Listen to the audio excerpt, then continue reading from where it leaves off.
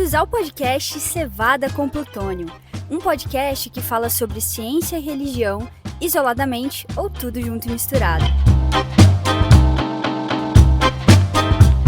Olá, tudo bem com vocês? Esse é o podcast Cevada com Plutônio, episódio de número 15. Nesse episódio número 15 aqui nós estamos então com Ednardo Ferreira, que você já conhece, é nosso comentarista, nosso host aqui em vários episódios também de Cevada com Plutônio.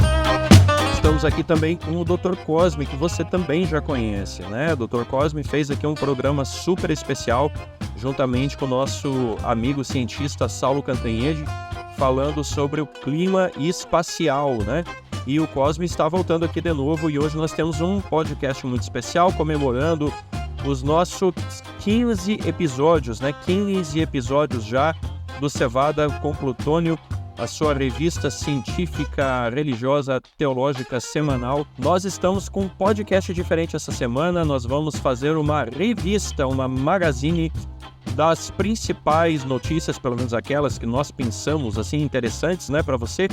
As notícias do mundo científico, tecnológico aqui para nossa discussão. Nós vamos fazer um bate-bola sobre alguns desses grandes eventos e dessas grandes descobertas da ciência aí nos últimos meses, nas últimas semanas, cumprindo a nossa proposta aqui de sermos um podcast também científico que agrega conhecimentos gerais para a sua vida diária também e para o seu crescimento mental. Nós estamos aqui então com o Ednardo. Ednardo, qual foi a notícia aqui que você selecionou, que você pensou para estar apresentando para o nosso ouvinte hoje? Vamos lá.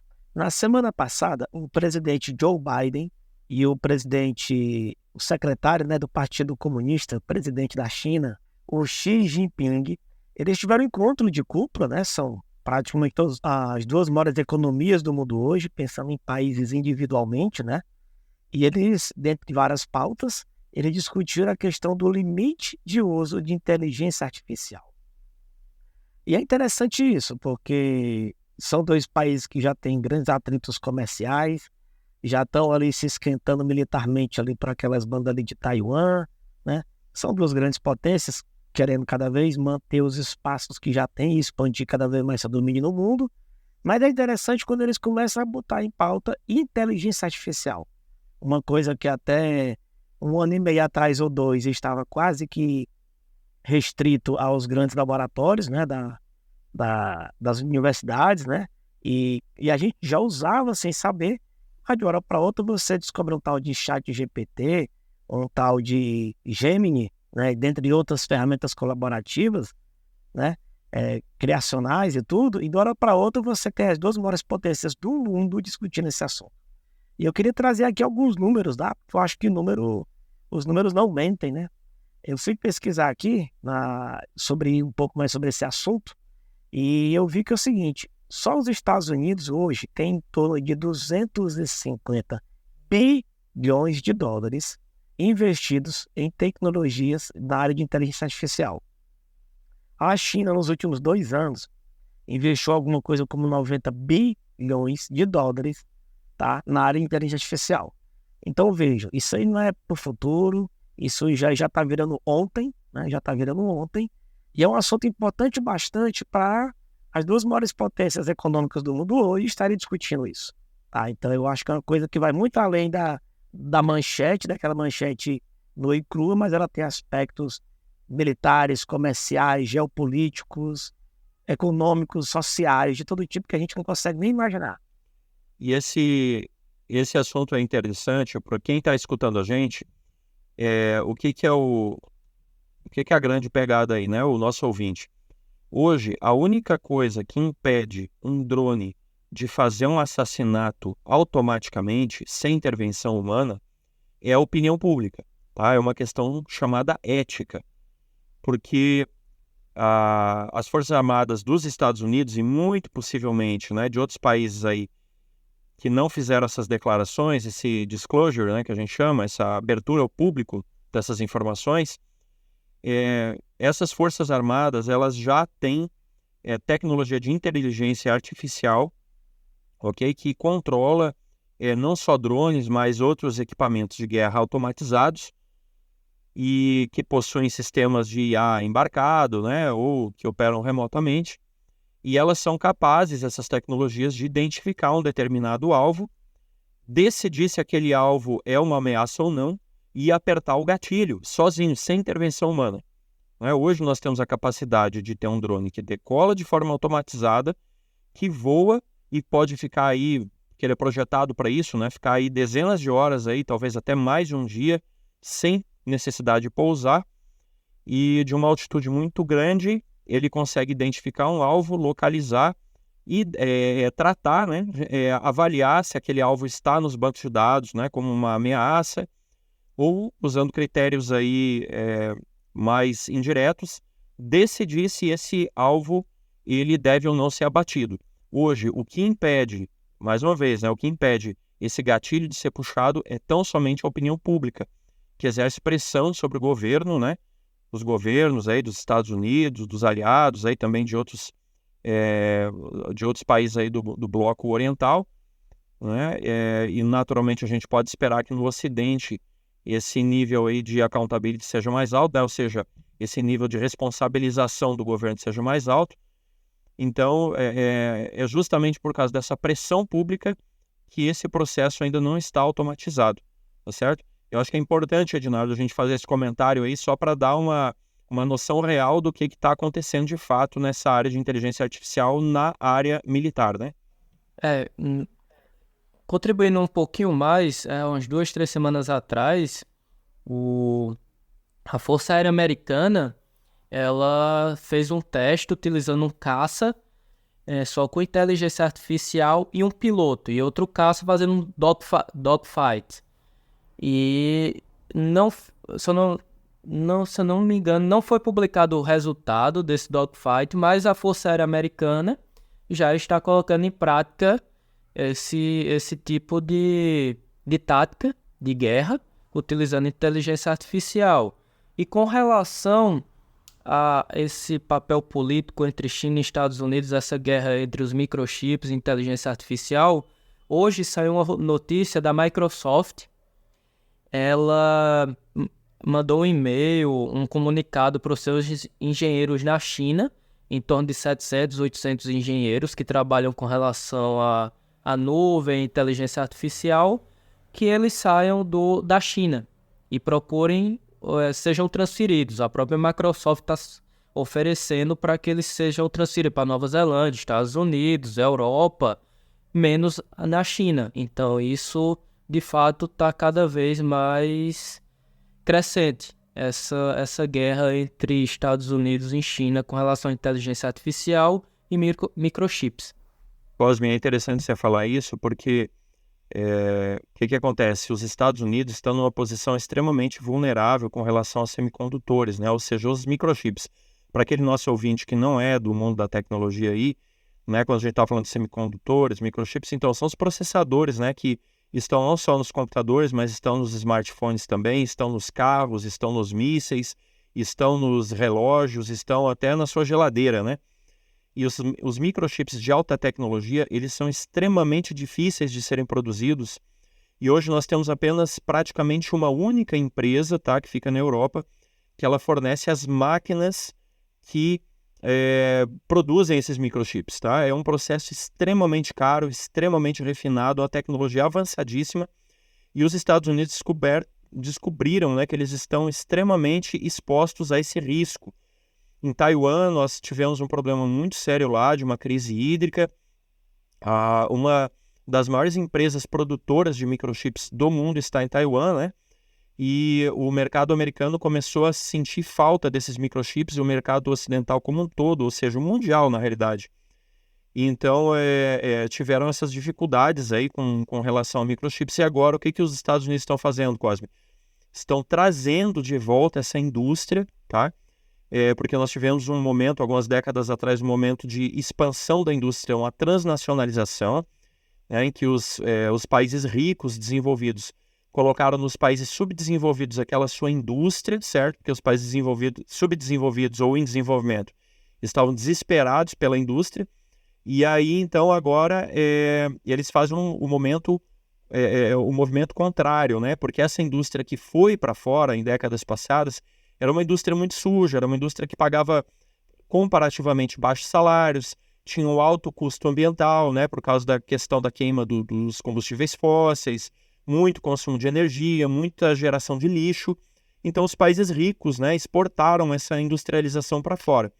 Agora, né, haja vista a China ter passado de uma fase de copiar tecnologia para produzir a sua própria tecnologia, para estar na vanguarda, né, de algumas tecnologias, exemplo da tecnologia 5G, inteligência artificial e muitas outras. Agora eles estão muito preocupados, os Estados Unidos é o principal, né, preocupado com esse assunto, está trazendo essas indústrias agora incentivando, tá, uma ordem aí de bilhões e bilhões de dólares para desenvolvimento da sua indústria em âmbito nacional. Essa indústria aí a gente chama de indústria 4.0, uma indústria diferente, não é uma indústria poluidora, não é uma indústria que paga baixos salários, porque os engenheiros antigamente ficavam todos na Europa, nos Estados Unidos, né, que é onde vem a grande concentração de renda, né? E aquele serviço não tão especializado acaba ganhando menos, é o que ficava na China, no Brasil, os BRICS, né? Na Turquia, enfim, nos tigres asiáticos e por aí vai. E agora essa indústria 4.0 está entrando com força novamente nos Estados Unidos, né? Com incentivo muito forte do governo. E essa indústria, então, eles querem recuperar esse gap tecnológico, diminuir a exposição a esse risco de falta, né, de semicondutores e outras tecnologias extremamente importantes. Só para vocês terem uma ideia, sem querer estender muito o assunto, a Tesla, ela reprojetou os carros dela para que eles consumissem menos chips, tá? Menos microprocessadores, em virtude dessa falta, né, dessa escassez de microprocessadores no mercado. E isso acabou encarecendo os carros também no Brasil, etc. e tal, tá? Só para a gente contextualizar exatamente do que a gente está falando nesse cenário econômico, industrial, tecnológico aí, de guerra também, mundial, né? E com relação a Taiwan, essa empresa que fabrica esses microchips em Taiwan já está montando uma empresa no Japão. Então eles já estão se organizando. Isso já é uma tática, já é uma estratégia militar, porque a China está sempre ameaçando de invadir Taiwan. Então os Estados Unidos, sabiamente, já estão mandando para o Japão essa indústria de microchips já para garantir esse fornecimento. E essa questão de esse caminho reverso das indústrias voltarem para os seus países de origem, eu acho que foi muito intensificado durante a pandemia, né? Porque eles sofreram, esses países, Estados Unidos, Europa, que exportaram essas tecnologias para países subdesenvolvidos, sentiram falta porque quando teve a pandemia, fechou tudo e eles diminuíram sua produção dos seus bens, né? Para ir concluindo esse assunto, na verdade a gente tem que gravar um podcast só sobre isso, depois, só o materialzinho que a gente preparou aqui. Mas esse diálogo aí entre China e Estados Unidos me lembra muito ali nos anos 60, 70, quando os Estados Unidos e a União Soviética começaram seus debates sobre o uso de arma nuclear, né? Eles perceberam que eles tinham duas armas poderosíssimas que poderiam destruir o mundo, e por mais que fossem adversários ideológicos, políticos, né? Eles tinham que sentar e, pera ainda, né? Essa brincadeira tem que ter algum limite. Se a gente não colocar um limite nisso, vai ser ruim para todo mundo. E as IAs também, porque talvez a IA não vá disparar uma bomba atômica, se bem que o Exterminador do Futuro acha que sim, né? Se você for para aquele filme. Mas a IA é uma tecnologia tão diferenciada que é o seguinte, ela é perigosa o bastante para o próprio criador perder o controle da criatura, né? Não vou entrar aqui nos detalhes, vamos deixar para um programa específico sobre isso, mas assim, as IAs já estão sendo usadas, por exemplo, para caçar suspeitos de terrorismo, como Israel tem feito, tá? Inclusive, alguns alvos são selecionados pelo Estado de Israel através de IA, contas bancárias. IA tem sido usada para desestabilizar governos, desestabilizar países, eleições, para monitorar comportamento de grupos humanos, países inteiros ou de indivíduos.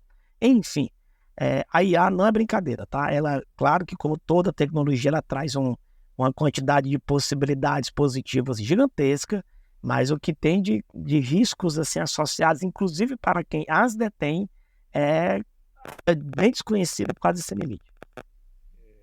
Faz 2 semanas eu estive num evento da Federação Brasileira de Bancos, FEBRABAN, e foi um evento na área de segurança bancária e foi extremamente interessante porque teve a participação aí da Polícia Federal, participação da Interpol, né, da Ameripol, que eu nem sabia, né, tomei conhecimento aí da existência da Ameripol agora recentemente, polícia também lá de Londres, né, e o pessoal está muito preocupado realmente com questão de segurança bancária por causa, entre outros fatores, mas assim de maneira muito notada por causa das inteligências artificiais generativas, né, e da capacidade aí de fazer o deepfake que a gente fala, né, o que é o deepfake?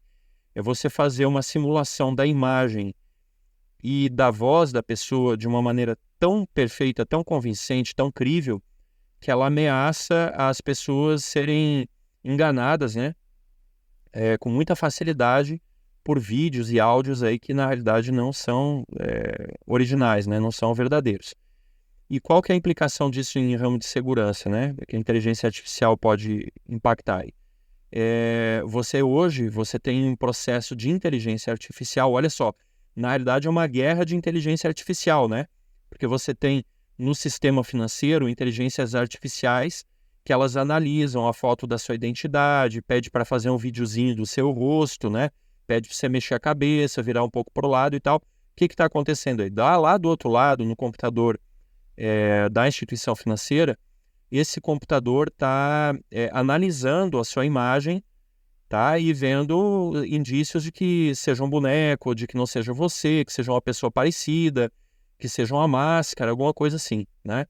E agora, com o deepfake, vai ficar muito complicado, porque essas inteligências artificiais elas conseguem reproduzir uma imagem sua, um vídeo seu, e um áudio com a sua voz também, tá? De uma maneira que você não percebe, a outra pessoa pode não perceber. Só para você ter uma ideia, esse podcast que você está escutando, nenhuma dessas vozes que você está escutando é a nossa voz original, tá? Só para você entender, a gente já está usando isso há vários episódios aí. Talvez uns 10 episódios nós estamos usando essa tecnologia de inteligência artificial.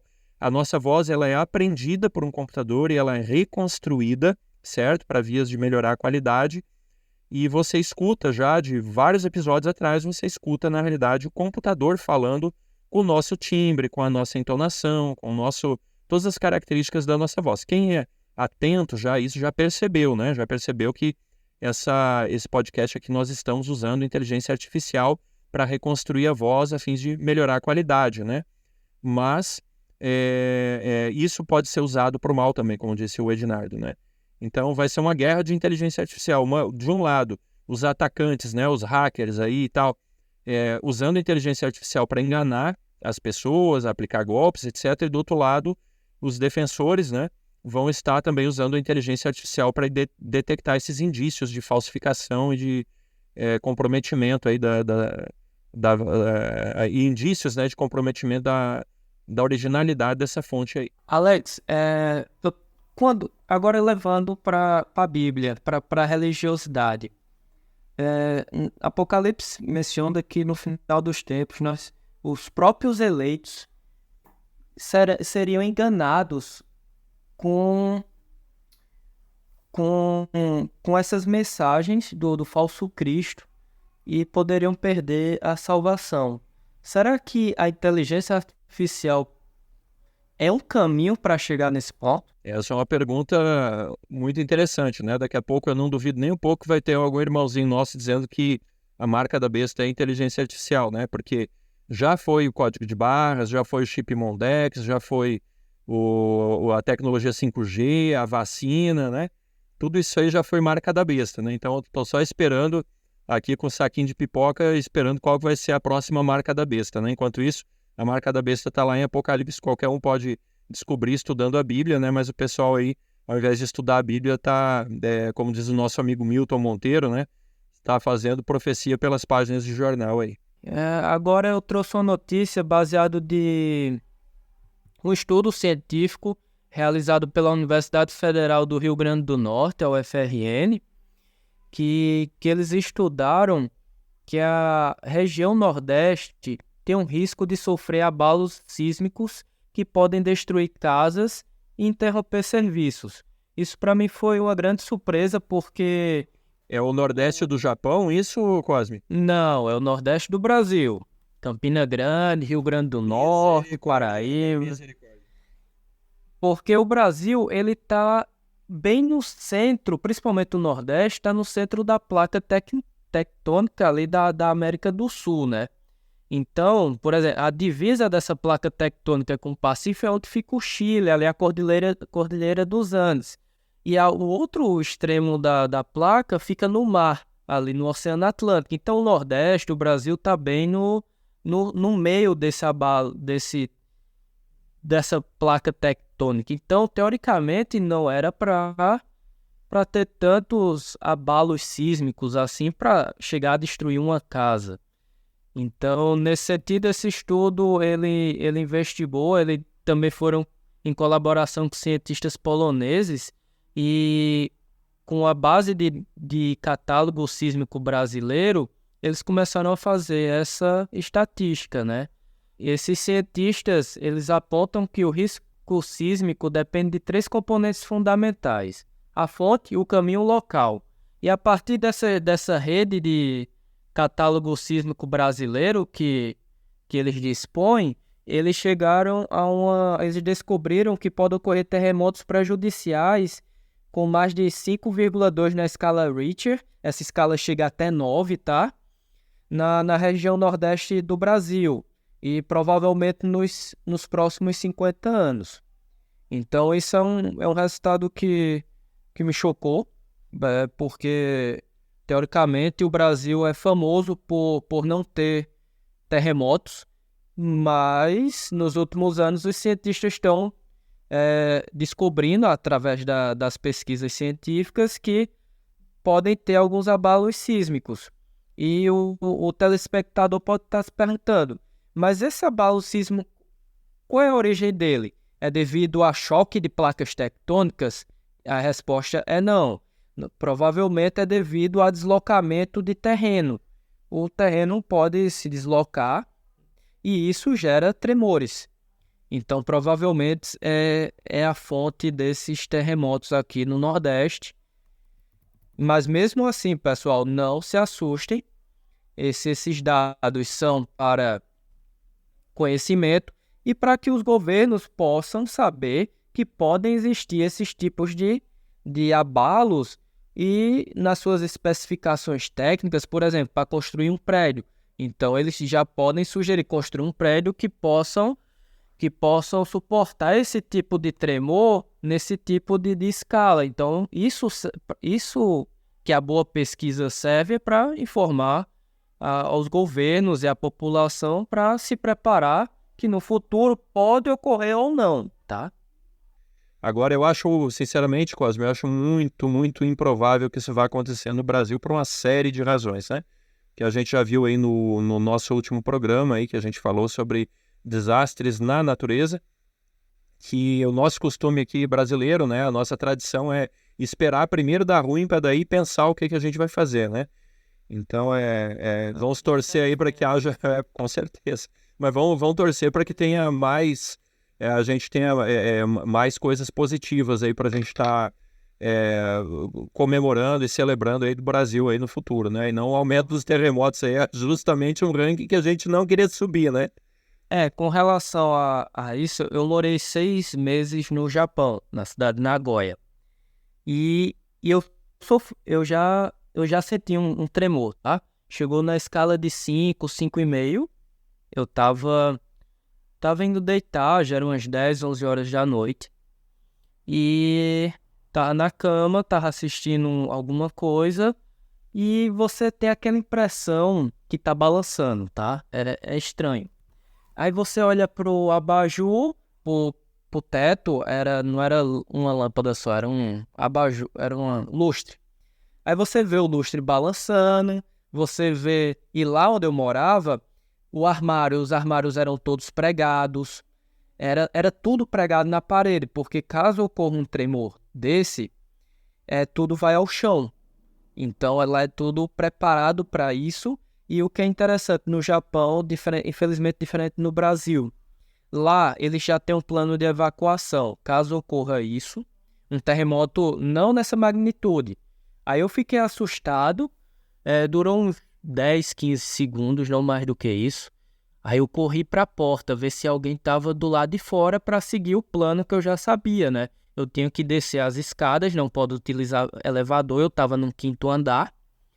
Tinha que descer as escadas e tinha um campo de futebol próximo, porque eu estava morando na universidade. Então eu já sabia todo o plano e eles sugerem que você tenha uma mochila já preparada com comida, água, dinheiro em espécie, seus documentos, tudo é uma mochila de emergência, tá? É o que eles chamam. Então você pega essa mochila, porque essas coisas não dá para você organizar nada. É o que aconteceu no Rio Grande do Sul, a água vai enchendo rápido e lá é a mesma coisa, tá? Desmoronando tudo, você pega a mochila e sai correndo. É basicamente isso. Aí eu fui pro lado de fora, eu assustado, primeira vez, nunca tinha sentido isso na vida. Aí eu olhei, ninguém do lado de fora, tudo tranquilo, então eu acho que isso é normal. Aí eu voltei pra cama e fui dormir. Então, isso é um caso que... Eles começam a se preocupar quando dá acima de 6, né? Lembrando que a escala Richter é uma escala logarítmica, né? Isso quer dizer que um terremoto de grau 6, ele é 10 vezes mais forte que um de grau 5, né? E um de grau 7, ele é 10 vezes mais forte que o 6, portanto, 100 vezes mais forte que o de grau 5. Então, é só para a gente entender o que significa isso, né? Realmente não é brincadeira. Um terremoto aí de 6 graus para mais aí é um evento catastrófico. E acima de 6 aqui no Nordeste, a probabilidade é que seja de 10%. Então, é uma probabilidade baixa, tá? Rapaz, eu vou dizer uma coisa para você. A probabilidade de alguém ganhar na loteria é muito, muito, muito, muito mais baixa que essa. E sempre tem alguém que ganha, né? Então, realmente, para mim, 10% de probabilidade não é brincadeira, não é brincadeira. Se eu fosse habitante aí do Nordeste, já estava fazendo minha mochilinha aí, ô Cosme. Mas no Nordeste é o que tem a menor probabilidade. No restante do país, a probabilidade é maior, tá? Ali na região Sudeste, na região Centro-Oeste, por ali por Brasília, esse artigo mostra que a probabilidade vai aumentando nessas regiões e a menor probabilidade é na região Nordeste, tá? Então você está falando até agora da região com menos probabilidade. Com menos probabilidade. Vamos mudar de assunto, que nós vamos rebatizar. Vamos ter que rebatizar esse podcast aqui dos Cavaleiros do Apocalipse. Não é isso. É só eu achei isso curioso. Então, foi muito bom, muito interessante a gente estar ciente disso aí. Bom, um dia a gente grava um podcast, Cosme, vamos falar sobre terremotos aqui. Nenhum de nós aqui é geólogo, né? Vamos falar um dia, convidar um geólogo bom aí e vamos falar sobre terremotos, a relação com Mateus 24, né? Que a gente tem uma profecia aí bíblica que fala sobre o aumento dos terremotos em vários lugares. E se você pegar os dados da USGS e fizer um filtro ali, rapaz, eu não vou dar spoiler aqui. Escute o podcast que nós vamos gravar sobre terremotos aí, tá? Não perca. Outro assunto também relacionado com terremoto, mas a fonte dele não seria atrito entre placas tectônicas ou deslocamento de terra. Seria devido ao Sol. Então, no episódio 13, nós falamos sobre tempestades solares, né? E um grupo de cientistas portugueses, eles analisaram 20 anos de dados de um satélite chamado SOHO. Ela é da NASA, que ele fica observando o Sol. E eles perceberam que existe um padrão que poderia estar desencadeando o movimento movimento das falhas geológicas. Eles estudaram durante esses 20 anos e viram que existe uma correlação entre quando ocorre uma tempestade magnética muito forte, no mesmo período também existem terremotos de magnitude, de certa forma, elevada. E a partir Aí eles começaram a ver se existe uma conexão entre esses dois fenômenos. Eles sugerem que esses tremores mais fortes aconteceram quase ao mesmo tempo quando as partículas solares carregadas, os prótons, chegavam na atmosfera do planeta. Então, eles sugerem que, baseado nisso, porque nossa Terra ela é envolta por um campo magnético. E quando esses prótons eles interagem com o campo magnético, e o campo magnético da Terra é gerado pelo núcleo da Terra. Então tem toda essa ligação entre o que está no espaço com o que está no centro da nossa Terra. Então eles fizeram esses estudos e eles acharam uma probabilidade bem baixa, tá? É que isso seja um evento a cada 100 mil casos. Então a probabilidade baixa disso ocorrer, mas eu achei interessante que possa ter algumas evidências. Então, mas mesmo assim, pessoal, isso ainda precisa de muito estudo, tá? Isso só são ainda correlações, ainda precisa descobrir qual seria o mecanismo físico disso ocorrer. Eles sugerem esse tipo de mecanismo, os prótons, mas aí precisa desenvolver modelos físicos matemáticos, simulações pesadas para provar ou não. Por exemplo, em 2013, outra equipe publicou um artigo sobre o tema e não encontrou nenhuma evidência. Então, isso ainda é algo bem complexo, que ainda precisa de muitos estudos. Incipiente ainda, né? E para quem quiser saber um pouquinho mais sobre esse tema que o Dr. Cosme aqui apresentou para gente, volta 2 episódios atrás, aí você pega o episódio 13, você vai ver o clima espacial e sua influência na Terra. Dr. Cosme, juntamente com o Saulo, que eles deram uma aula aí pra gente sobre essa temática, falou de auroras boreais, etc e tal, tem tudo a ver aí com esse tema do vento solar, né? Agora é interessante porque realmente a gente pode ter algumas influências, né, acontecendo aí no nosso planeta que a gente não faz nem ideia, e agora com a análise, né, com a nossa capacidade de analisar dados aí de maneira mais massiva, né, e mais consistente ao longo aí ou seja, a gente hoje com grandes computadores, a gente tem grandes quantidades de dados que a gente pode analisar, né? E essas análises aí estão trazendo alguns insights bem interessantes, né? E esse aí é um deles. E Alex, Ednardo, eu gostaria de trazer um ponto, que isso, muita gente acredita que a ciência não é tudo, é assim, é assado. Não, existe todo um crescimento do conhecimento, entendeu? Então eu queria trazer esse ponto, que é um ponto ainda incipiente, ainda está meio vago as ideias, mas que começa a pesquisar para os nossos ouvintes saberem, nem todos são cientistas, mas para você ter uma ideia, que quando a gente está fazendo ciência, a gente não sabe, a gente tem mais perguntas do que respostas.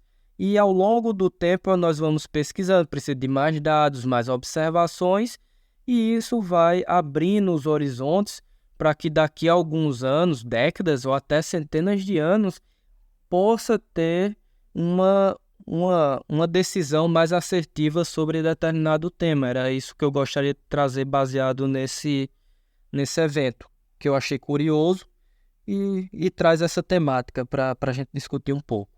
E Cosme, então, aproveitando essa deixa que você deu aí, a gente tem uma notícia aqui que eu achei interessante também comentar, e eu estou feliz que você está aqui com a gente, porque você é o nosso entendido aí das áreas cosmológicas aí, né, pra gente, sem fazer trocadilho com o seu nome.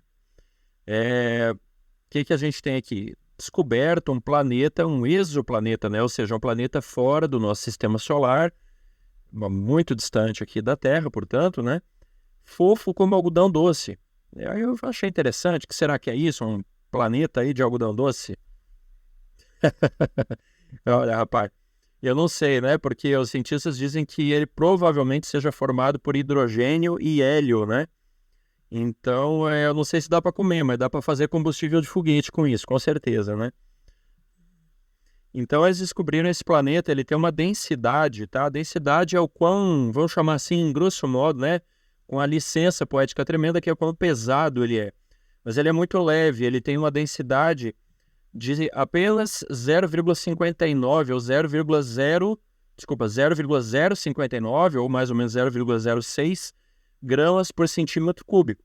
Até onde me consta, a água tem 1 grama por centímetro cúbico, né? 1 grama, ou então 1 centímetro cúbico de água equivale a 1 grama.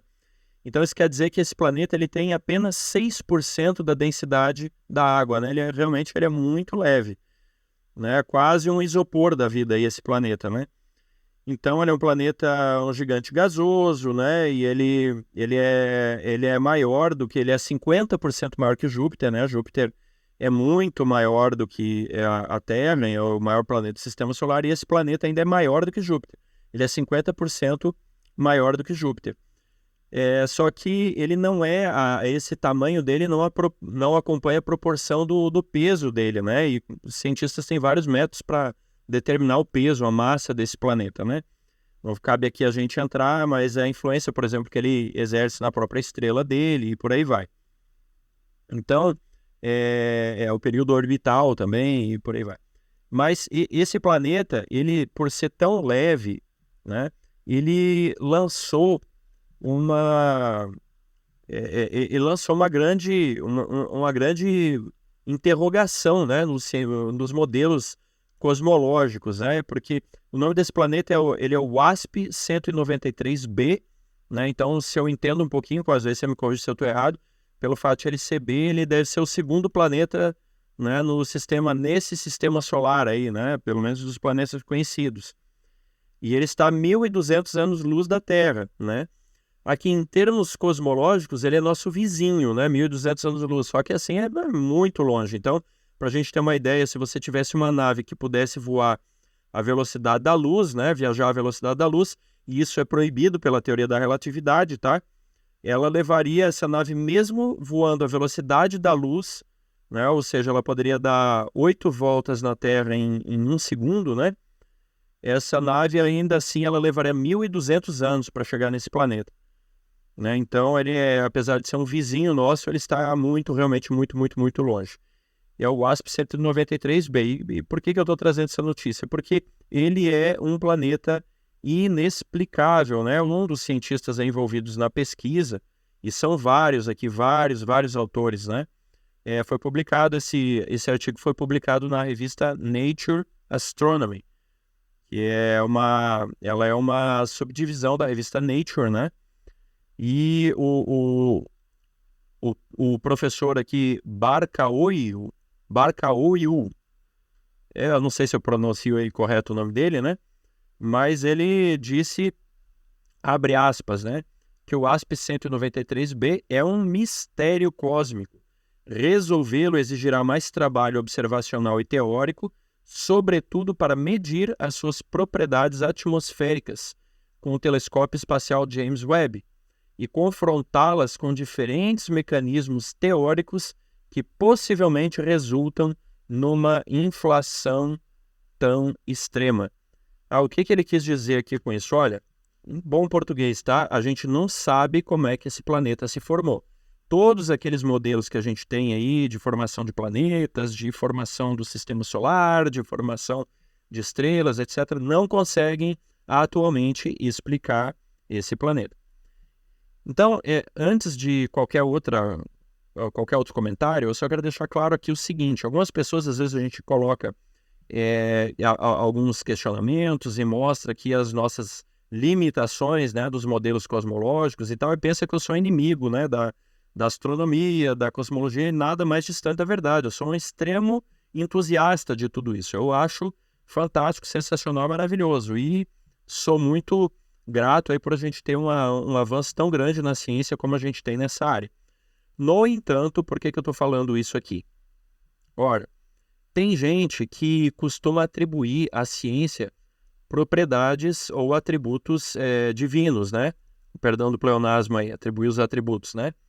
Mas costuma acreditar a ciência, considera a ciência como um status praticamente de religião.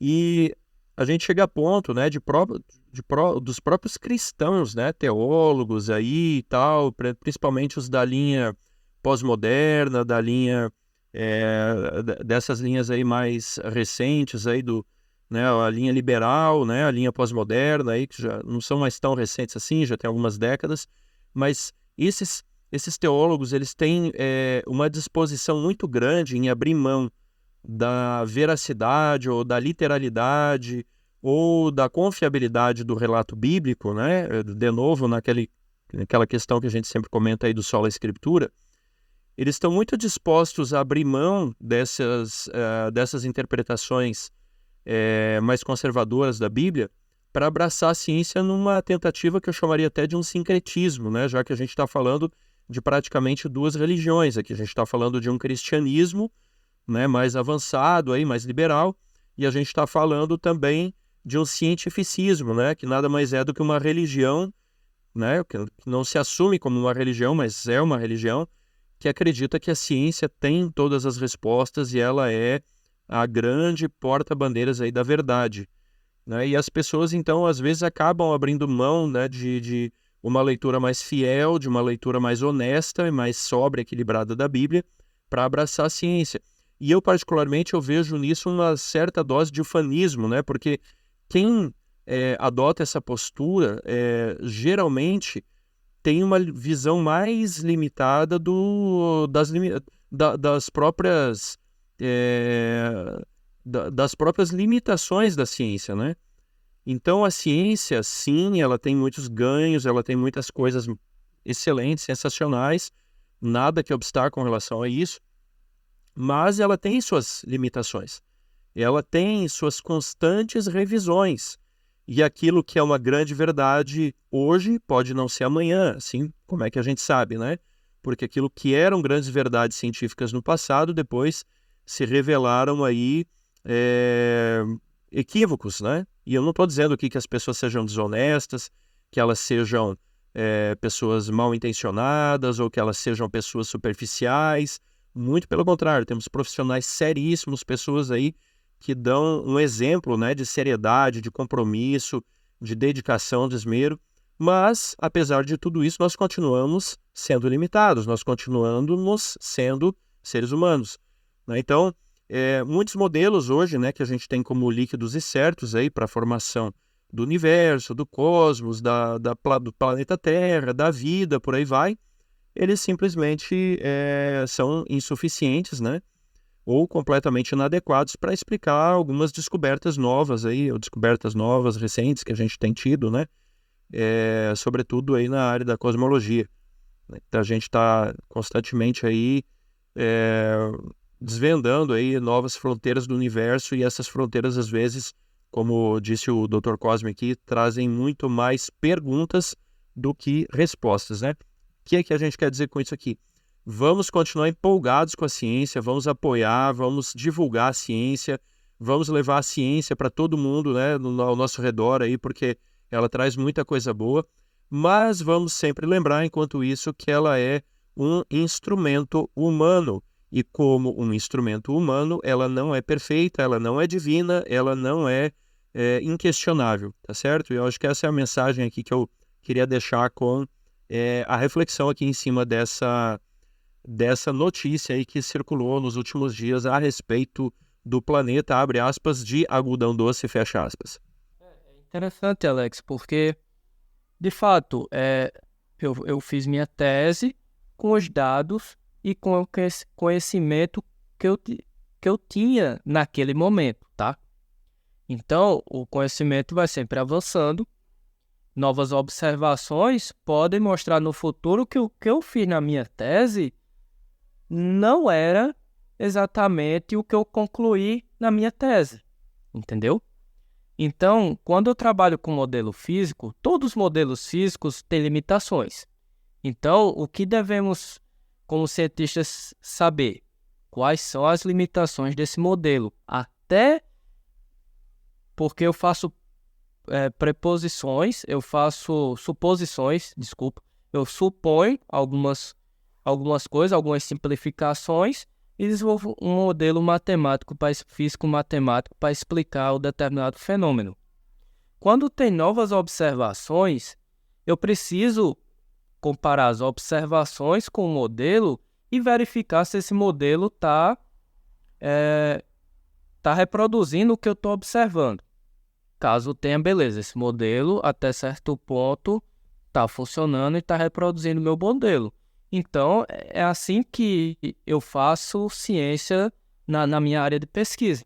Muito bom, né? Lembrando que o Cosme aqui, ele tem mestrado e doutorado, né, na área de física aí. O seu doutorado, Cosme, me refresca a memória, o título dele aí É em Geofísica Espacial, Geofísica Espacial. no Instituto Nacional de Pesquisas Espaciais, no INPE. Eu fico até empolgado aqui, né, só de escutar. O rapaz é doutor em Geofísica Espacial pelo INPE, né? Não é brincadeira, hein? Só no Cevada com Plutônio você tem esse nível de comentários aí, hein? Então vamos aproveitar bem aí o conhecimento dos nossos cientistas adventistas aí que estão vindo do nosso grupo, né, do nosso movimento, para nos ajudar aí no podcast, nos brindar com tanto conhecimento. Uma outra notícia aqui, já caminhando para o final, para o nosso ouvinte, eu quero mencionar aqui eu considerei aqui um grande feito, né, da ciência brasileira aqui. Uma turma aqui do Brasil publicou no Journal of Energy Storage, né, um artigo muito interessante aqui falando sobre uma possibilidade, né, de uma tecnologia que é uma revisão de uma tecnologia já bem antiga que você tem no seu carro, né, de baterias de chumbo, o famoso chumbo aí, né?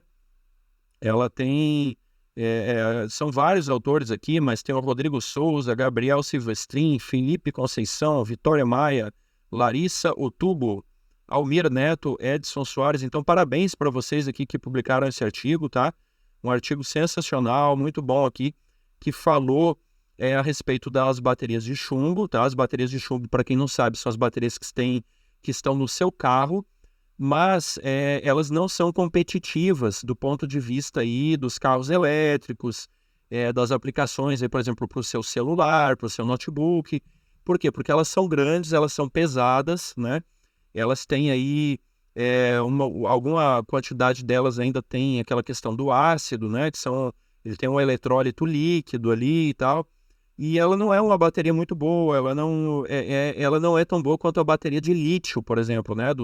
Os vários tipos de baterias de lítio que nós temos aí, né? Ou seja, você precisaria de uma bateria muito pesada para ter a mesma quantidade de energia que uma bateria de lítio, né? Então, o seu celular seria o famoso tijorola, né? Se fosse realmente uma bateria de chumbo, né? Porque ela não consegue guardar tanta energia assim. E aí você pensa assim, carros, né? Carros elétricos com bateria de chumbo, simplesmente não rola, né? Porque fica muito pesado mesmo, fora outros problemas aí que as baterias de chumbo têm. Mas essa equipe de brasileiros aí, trabalhando aí lá no IPEN, né? Que é o Instituto de Pesquisas Energéticas e Nucleares da USP, Universidade de São Paulo, e eles desenvolveram uma bateria que ela não tem um eletrólito líquido, né? É um polímero, ou seja, um tipo de um plástico, né? Que faz esse papel aí. É uma bateria muito fina, uma bateria flexível, né? Ela parece assim, sei lá, você pensa aí tipo mais ou menos como se fosse um selo, né? Grande assim, e ela tem ali um componente de chumbo e por fora ela tem essa capa plástica que funciona como um eletrólito, né? Mas ela chega a ser 20 vezes mais leve do que uma bateria de chumbo convencional, né? Aquela que a gente usa no carro, combustão. Então, como é que eles fizeram isso? Eles usaram nanotecnologia, né? Eles fizeram uma construção dos componentes de chumbo dessa bateria, fizeram usando nanotecnologia, são nanoestruturas. Então, se eu entendi corretamente aqui o artigo, eles criaram uma estrutura que aumenta muito a área, né? A área do chumbo, e isso faz com que haja uma grande capacidade de troca de energia ali, né? Com o meio ali, no caso o eletrólito. E aí, então, essa bateria ela começa a ser competitiva. Por quê? Porque a bateria de chumbo ela já está há muitos anos, né? Muitas décadas aí no mercado. Ela não usa algumas terras raras, alguns materiais muito caros e que são muito tóxicos para o meio ambiente, né? Então, por exemplo, aqui, a bateria de lítio, ela necessariamente ela tem que ter o cobalto, né? O cobalto, ele tem a mineração do cobalto tem um impacto tremendo no meio ambiente, né?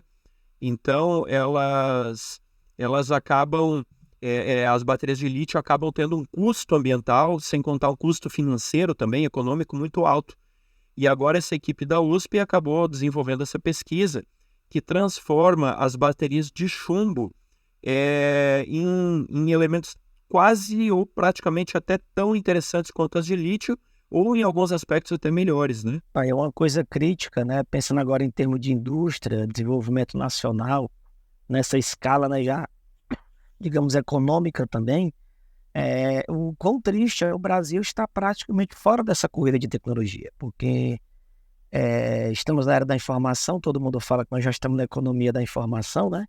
E essa economia, praticamente hoje, claro que a gente tem questão de algoritmo, mas a gente já falou sobre nesse programa, por acaso, né? Os dois grandes gargalos hoje dessa economia da informação são processadores e fonte de energia / bateria, né? Então, no fim das contas, está tudo girando em torno de microprocessadores e baterias. E o Brasil nem participa do jogo, né? É louvável, ficamos muito contentes que haja pesquisadores como essa galera aí que conseguiu, e eu imagino quão difícil foi para eles conseguir, né, realizar esse trabalho, mas é triste saber que o Brasil como um todo está fora dessa corrida. Na prática, a gente nem está na série B disso, né? Então, tanto de produção de tecnologia de ponta. E a questão não é mais aquela história, que nossa vocação é agricultura, né? Que às vezes a gente se confia muito no nosso hino nacional, né? Que a gente está deitado eternamente em berço esplêndido, né? Aquela cultura de achar que sempre tem mais de onde veio. Então a gente está cada vez mais distante das tecnologias de ponta, como o Alex comentou alguns blocos atrás, né? Os países ricos e desenvolvidos já estão trazendo de volta, né, essa produção para suas casas, porque viram que é uma questão de sobrevivência econômica, tá? Novamente, a gente vai deixar um programa só para isso, mas, por exemplo, pensando, por exemplo, na indústria automobilística, quem era BYD, né, a BYD, 2 anos atrás? Ninguém sabia que ela existia. E ela já está na ambição de ser a 3ª ou 4ª montadora brasileira no Brasil, né, nos próximos 6 anos. Quer dizer, do nada, uma empresa que é da China, que não existia, e quando você vai ver, o Brasil não temos hoje no Brasil nenhuma montadora local, né, nem na América Latina, talvez nem nas Américas, né, que esteja podendo competir com os chineses. Só que os chineses vieram investindo nisso há 30, 40 anos atrás. Não é um investimento que você faz da noite para o dia, né?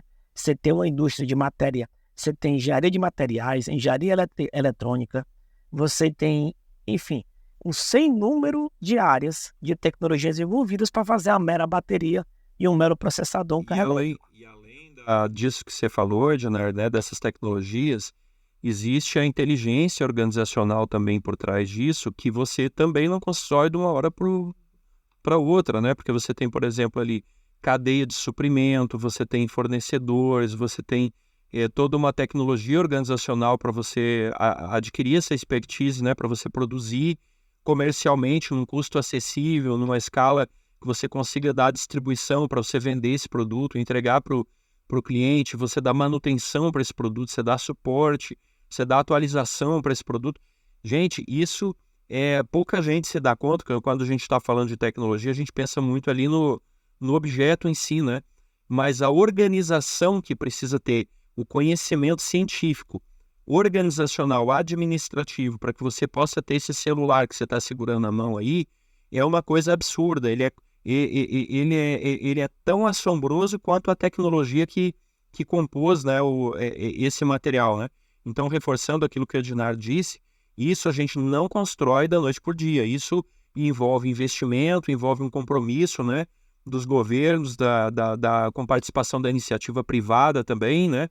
Investimentos, aumentar a nossa participação de investimentos em pesquisa e desenvolvimento, né? Para que a gente pare de ser simplesmente copiadores, né, ou compradores de tecnologia, como nós nos especializamos a ser, e que nós nos tornamos aí um pouco mais protagonistas. Não vou sonhar aqui, achar que a gente vai realmente um dia despontar aí como primeiro lugar, mas pelo menos assim, que a gente não fica numa posição tão desconfortável como estamos hoje, né, Ednardo? Sim, e eu diria que a questão de sobrevivência econômica, porque, novamente, quando você vê uma China e Estados Unidos sentando para já começar a discutir limites no uso de uma tecnologia norte, não estão falando mais barreiras econômicas, não estão falando mais de corrida armamentista, que seria um debate do último século, né?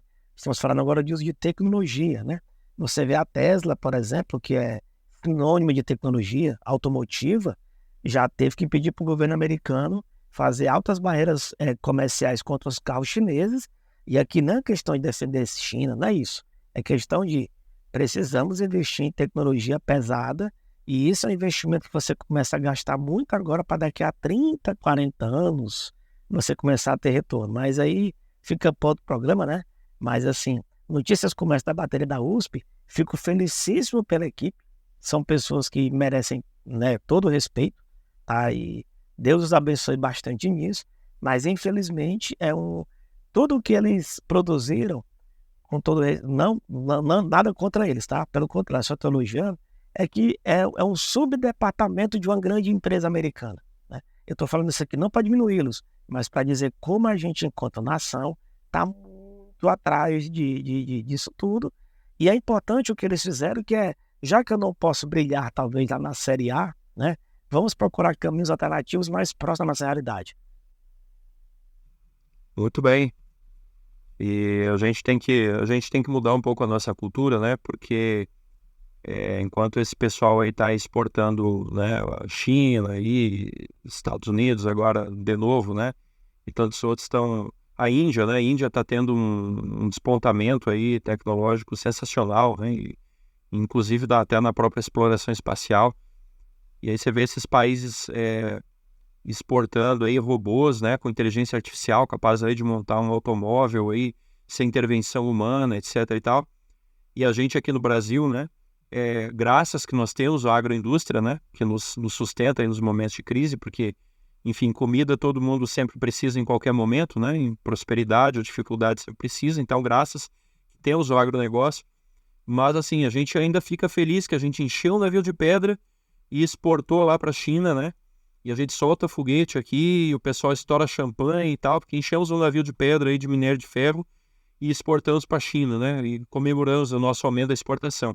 E aí a China produz o lingote de ferro e exporta para a gente aí com 10 vezes o valor agregado, a gente compra aqui e vai construir aquilo que a gente tem que construir. Então realmente é uma mudança, né, que nós precisamos no nosso país, uma mudança de mentalidade, de perfil de investimento, né? E uma série de coisas aí que torcemos aí para que um dia, né, a gente consiga reverter esse jogo. Cosme, Ednardo, últimas palavras aí para a gente fechar o nosso episódio de hoje. Eu só gostaria de agradecer a mais uma oportunidade de estar aqui discutindo sobre ciência e tecnologia no Cevada com Plutônio. E só que eu gostaria de adicionar que uma das maiores empresas do mundo de motor elétrico é brasileira. Então, já temos motores elétricos, falta desenvolvimento de baterias mais eficientes e mais ecológicas para possamos também dominar essa área no futuro, mas como o Ednardo falou, é muito difícil, pois precisa de muito investimento nessa área e infelizmente os governantes não estão com essa visão aqui no Brasil. Bem, para me despedir, um abraço a todos, abraço ao Cosmo, um abraço ao Alex, e é isso aí. O que a gente botou de notícia aqui, gente, é o fiapo do fiapo do fiapo do fiapo que está acontecendo no meio das ciências e tecnologias por aí. E a gente precisa cada vez mais se ligar nisso para a gente ter um lugarzinho ao sol, né? Na verdade, um lugarzinho à sombra seria melhor ainda, né? E a gente vai, de vez em quando, a gente vai fazer aí uma magazine de notícias de ciência e tecnologia, né? Para, enfim, a gente fazer um bate-bola, é bom saber o que está acontecendo ao nosso redor, fazer um comentário, tentando sempre que possível trazer para deixar uma perspectiva espiritual também, como é a proposta do nosso podcast, né? Então nos acompanhe, siga-nos nas redes sociais, assina o podcast, se você gostou, compartilha, ajuda a gente a crescer, tá? Cada vez que você deixa um like, que você curte ele aí, que você compartilha com alguém, você está colaborando com o nosso movimento. A gente vai ter o nosso Congresso Cientistas Adventistas também em Lavras, Minas Gerais, na FAD Minas, né? vai ser de 26 a 28 de julho, você está convidado a participar. Já nós estamos lançando no nosso site www.cientistasadventistas.com.br as informações para que você possa fazer a inscrição, certo? A gente se encontra por lá no congresso também. E na próxima semana, às 17 horas, a gente está aqui mais uma vez, aí, se Deus permitir, com mais um episódio do podcast Cevada com Plutônio. Um abraço para você e até lá. Tchau, tchau.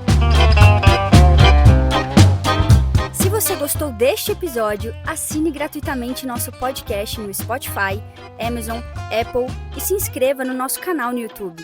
É só procurar por podcast Cevada com Plutônio nos streams de áudio ou Cientistas Adventistas no YouTube, Instagram, Facebook e X. E compartilhe com seus amigos, assim você nos ajuda a chegar a cada vez mais pessoas.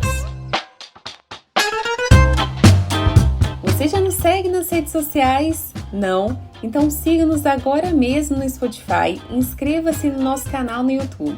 Assim, você não perde nenhum episódio do nosso podcast que vai ao ar toda quinta-feira, às 5 horas da tarde.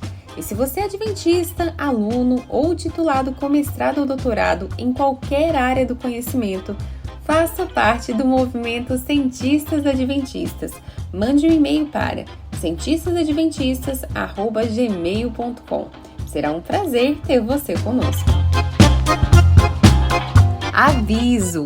O Movimento de Cientistas Adventistas é um ministério de apoio que não possui vínculo jurídico ou administrativo com a organização da Igreja Adventista do Sétimo Dia. O podcast Cevada com Plutônio não fala em nome da Igreja Adventista do Sétimo Dia, suas instituições, ministérios oficiais, obreiros ou colaboradores.